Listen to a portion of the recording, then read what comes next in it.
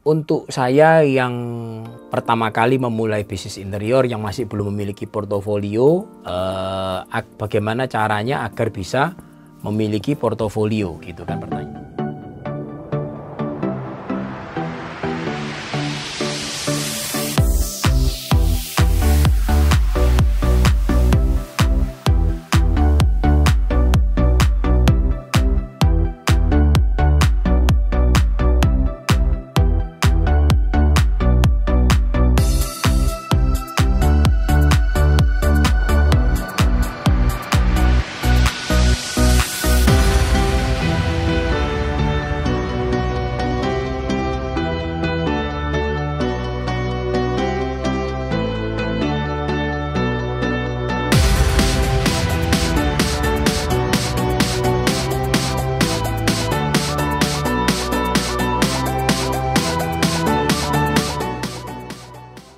Ya, selamat pagi teman-teman. Saya bikin lagi video ya, menjawab lagi pertanyaan beberapa teman-teman yang masuk ke tim saya. Jadi pertanyaannya kira-kira begini. Untuk saya yang pertama kali memulai bisnis interior yang masih belum memiliki portofolio, bagaimana caranya agar bisa memiliki portofolio, gitu kan pertanyaannya begitu. Jadi buat kami yang belum memiliki portofolio, bagaimana caranya supaya bisa memiliki sebuah portofolio. Nah, karena bisnis interior ini kan bisnis trust ya teman-teman ya. Jadi kalau misalkan belum ada portofolio atau hasil pekerjaan Anda yang sudah terbukti, maka customer itu sulit untuk percaya. Nah, ini dialami mostly oleh sebagian besar semua pebisnis interior. Nah, lantas bagaimana caranya, gitu kan?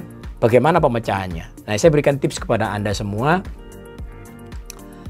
Cara yang paling mudah adalah teman-teman bisa bekerja sama dengan interior yang sudah besar, ya. Interior yang sudah punya brand yang cukup. Anda bisa marketing. Anda datang ke interior besar tersebut, Anda datang kepada mereka, Anda bisa sampaikan kepada mereka, saya lulusan desain interior, saya akan bantu Anda untuk marketing, saya akan bantu perusahaan Anda untuk membuat omset sales penjualan.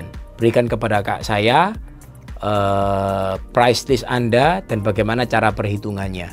Saya akan bantu Anda untuk marketing. Nah, datang aja kepada mereka, sampaikan kepada mereka bahwa Anda akan membantu, gitu kan? Anda akan membantu mereka semua untuk memarketingkan produk mereka. Minta price listnya, kemudian harga bottom price-nya berapa, spesifikasi dari produk mereka apa. Maka dengan demikian teman-teman sudah memiliki PK atau product knowledge, gitu kira-kira. Nah, tanyakan kepada mereka apa keunggulan dari produk Anda, plus minusnya apa. Nah, Anda harus mulai untuk belajar untuk bisa memahami. Nah, seorang salesman yang baik, seorang marketing yang baik itu harus berpikir bukan dari sisi dirinya, tetapi dari sisi customer. Ini penting sekali teman-teman. Seorang marketing atau sales yang baik itu bukanlah berpikir bagaimana caranya untuk bisa menjual, tapi seorang marketing atau sales yang baik, yang saya bisa katakan seorang juru jual yang baik, adalah bisa memahami kebutuhan dari customer tersebut, bisa memahami kebutuhan dari customer yang Anda sedang hadapi. Ini penting banget. Nah, Anda belajar, Anda tanya itu kepada interior itu, product knowledge-nya, sehingga Anda bisa merekomendasikan kira-kira kebutuhan dari customer saya itu apa, gitu kan? Anda fact finding, Anda melakukan penggalian kebutuhan, pencarian fakta, kebutuhan seperti apa. Nah, berdasarkan dari informasi yang Anda dapatkan dari interior yang cukup besar tadi, Anda bisa merekomendasikan, oh cocoknya customer saya ini, saya lemparkan pekerjaan ini, saya membantu saya membantu customer saya dengan saya menjualkan produk dari perusahaan A. Oh, kalau untuk customer ini lebih cocok karena produk yang dia butuhkan lebih cocok di perusahaan interior di perusahaan B. Demikian pula yang customer ini cocoknya di perusahaan D atau di perusahaan C atau di perusahaan yang lainnya. Nah, teman-teman perlu datangi ini di dalam setiap perusahaan-perusahaan interior tersebut. Dan Anda pahami, kuasai product knowledge, karena setiap perusahaan punya plus minus, setiap perusahaan punya kekuatan masing-masing. Ada yang kekuatannya di desain tertentu, misalkan kekuatannya di minimalis, ada yang kekuatannya di klasik modern, ada yang kekuatannya di model-model Mediterranean atau apa, saya nggak tahu. Nah, masing-masing ini punya kekuatan sendiri-sendiri, teman-teman. Dan bukan cuma itu, ada yang kekuatannya lebih bagus, ini rapi di bidang per HPL-an, finishing HPL, karena dia sudah menggunakan mekanisasi mesin semuanya. Ada yang spesialis di bagian duko, gitu kan? Dukonya bagus banget gitu. Ada yang spesialis di duko yang bukan cuma gloss, tapi dukonya ini doff.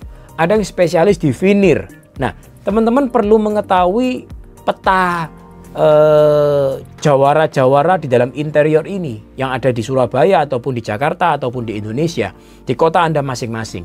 Anda datangi mereka, Anda ngomong dengan jujur bahwa saya akan membantu Anda berjualan. Nah, Anda sampaikan kepada mereka, dan saya ingin supaya saya pun nanti juga ikut mensupervisi di dalam proses ketika instalasi, karena ini adalah customer saya yang saya carikan buat Anda. Saya akan ikut andil dalam memastikan bahwa customer yang saya hadapi bisa puas dengan produk dan layanan yang interior itu berikan kepada Anda.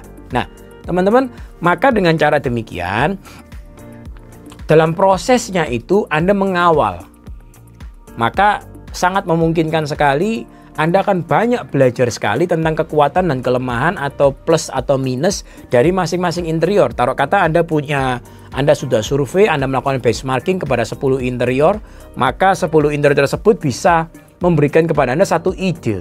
Oh, kalau saya membuat satu perusahaan interior, maka inilah yang perlu saya upgrade dari kelemahan dari perusahaan ini.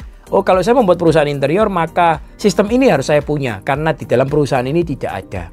Nah, hal seperti ini, benchmarking seperti ini sangat penting. Dan ketika teman-teman semua melakukan ini semua, dan memastikan sebelum Anda menyerahkan pekerjaan itu kepada interior tertentu, bukan cuma hanya sekedar Anda mencari untung, tapi berpikirlah dari sisi customer yang membeli produk dari Anda. Berpikirlah tentang itu. Dan Anda sampaikan kepada mereka bahwa ketika Anda menjual, Anda menginginkan itu menggunakan brand, ya, menggunakan brand dari brand Anda sendiri, kalau memungkinkan. Jikalau interior tersebut tidak berkenan untuk menggunakan brand Anda sendiri, maka bolehlah menggunakan brand dari interior tersebut, tetapi Anda bisa mengambil gambar, mengambil foto, karena itu tersebut dianggap sebagai portofolio Anda. Dan itu sangat-sangat legal sekali, ya teman-teman ya. Itu dianggap sebagai portofolio Anda. Anda pernah menjual produk A, produk B, produk C. Anda pernah menjual di proyek rumah ini, rumah ini, rumah ini, rumah ini. Dan itu sangat legal sekali. Nah, saran saya jangan 1 kali, 2 kali punya customer, lalu Anda buka perusahaan interior sendiri. Anda akan berantakan. Karena tidak semudah itu untuk membuka perusahaan interior. Ada banyak hal-hal yang perlu Anda persiapkan. Ada banyak tim yang perlu Anda bangun. Anda seperti connect the dot. Anda menyambungkan satu titik dengan titik-titik yang lain untuk menghasilkan satu kinerja kombinasi tim yang baik dan bisa menghasilkan produk dan pelayanan yang terbaik. Bukan cuma soal itu, tapi after sales service-nya juga perlu Anda perhatikan. Jadi tips saya adalah Anda datangi banyak perusahaan interior, Anda ketahui, pelajari tentang plus minus mereka, kemudian setelah Anda pelajari tentang plus minus mereka, lalu kemudian Anda bisa mengusulkan kepada customer-customer yang Anda datangi bahwa customer ini cocoknya dengan perusahaan A, Anda berikan pekerjaan itu kepada perusahaan A. Customer ini cocoknya dengan perusahaan B karena inilah kebutuhan mereka. Nah, satu mindset yang teman-teman perlu miliki adalah Anda ini jangan fokus untuk mendapatkan keuntungan terlebih dahulu. Anda fokus untuk mendapatkan ilmunya terlebih dahulu. Ini penting banget teman-teman. Seringkali yang saya jumpai buat teman-teman yang pertama kali merintis bisnis interior karena baru lulus dari kuliah, seringkali sangat-sangat menggebu-gebu dan ingin cepat sukses.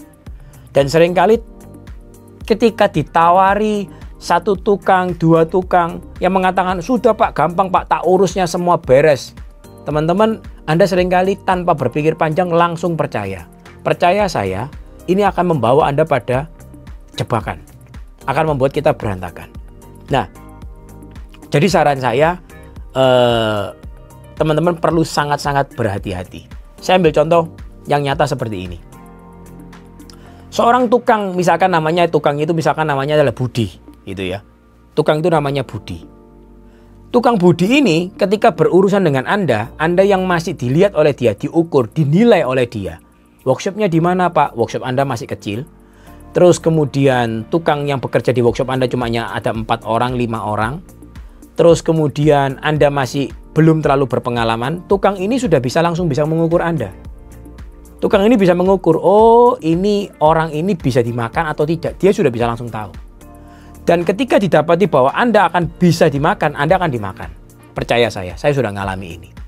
Tetapi tahukah teman-teman, ketika tukang yang sama ini yang namanya Budi tadi, ketika berurusan dengan saya, mereka mengukur saya, mereka datang ke workshop saya, mereka melihat sistem yang sudah terbangun, core value, visi misi, bahkan perusahaan kita ini sudah disertifikasi ISO 9001 dari sisi manajerial, semuanya sudah dilakukan dengan tertib dan teratur, dan kontinuitas pekerjaan itu selalu ada dan tidak pernah berhenti. Bahkan saya memberikan garansi kepada mereka, jikalau sampai mereka menjadi tim saya, bergabung dengan tim saya, dan apabila mereka tidak mendapat pekerjaan yang cukup karena saya terlambat memberikan kepada mereka gambar, maka saya akan memberikan garansi income kepada mereka dengan upah harian mereka.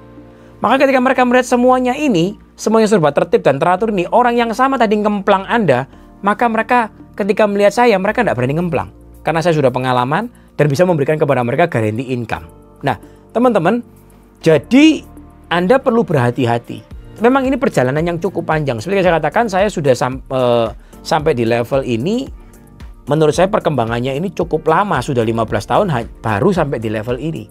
Dan saya kepingin teman-teman belum sampai 15 tahun, mungkin 5 tahun atau mungkin 3-4 tahun sudah sampai di level saya. Gitu kan? Karena apa? Saya dulu nggak ada yang ngajarin. Sekarang saya ingin berbagi ilmu kepada teman-teman. Pertanyaannya kenapa saya mau berbagi ilmu? Karena saya percaya dengan satu prinsip. The more you give, the more you receive. Semakin saya itu berbagi, semakin saya akan banyak menerima. Karena saya percaya bahwa berkat itu Tuhan sudah atur. Nah, jadi teman-teman, tips saya adalah selalu teman-teman melakukan fokus pendekatan untuk mendapatkan customer pertama. Fokus pendekatannya bukan dari sisi Anda untuk mendapatkan untung, tapi Anda berperilaku, bersikap, berpikir, bertingkah laku sebagai konsultan. Konsultan yang memiliki referensi, kenalan-kenalan desain interior yang terbaik di kota Anda masing-masing. Ini penting banget. Jadi manakala teman-teman nanti itu mendapatkan satu insight dari apa yang saya sampaikan dan Anda action, Anda sudah keliling ke interior yang terbaik di kota Anda, maka teman-teman sudah punya referensi. Nah, referensi yang Anda survei ini, Anda bisa menggali lebih dalam lagi. Semakin Anda jago menggali interior yang akan Anda ajak untuk collab atau kolaborasi atau bekerja sama, maka semakin jitu satu solusi-solusi yang akan Anda berikan kepada customer Anda. Nah, saran saya teman-teman, dalam satu proyek jangan banyak interior yang masuk. Ini akan problem. Satu proyek, satu interior. Nah, teman-teman, caranya gimana? Anda sampaikan kepada calon customer Anda supaya Anda lebih yakin. Ngomong gini sama customer Anda, Bu, Pak, supaya Bapak Ibu lebih yakin, maka tidak usah bikin banyak-banyak. Bikin dulu satu item, misalkan pantry terlebih dahulu. Nanti bisa dilihat hasil pekerjaan saya. Nah, ini penting. Karena customer membutuhkan yang disebut dengan certainty atau kepastian. Ada 6 kebutuhan dasar manusia, ya. Pertama adalah certainty. Ini penting banget, teman-teman. Certainty, mereka membutuhkan kepastian. Yang kedua adalah variasi atau uncertainty. Mereka membutuhkan satu variasi karena orang pasti banyak yang bosen kalau misalkan hal yang monoton terus-menerus. Saya tidak menjelaskan hari ini, ya kan? Lalu yang ketiga, mereka membutuhkan satu yang disebut dengan significant atau merasa luar biasa lebih daripada orang lain. Yang keempat, mereka membutuhkan yang disebut dengan pertumbuhan. Mereka membutuhkan yang disebut dengan pertumbuhan. Yang kelima, mereka disebut dengan interaction, love, dicintai, merasa dicintai, atau relation, ada hubungan, connection, itu dibutuhkan. Lalu yang keenam, mereka membutuhkan disebut dengan contribution. Nah, teman-teman 6 kebutuhan dasar ini Anda harus paham. Saya tidak menjelaskan satu persatu, tetapi yang paling utama yang mendrive seseorang untuk mengambil keputusan adalah satu, certainty. Mereka membutuhkan kepastian. Apakah pasti dengan memberikan proyek ini kepada Anda bisa menyelesaikannya?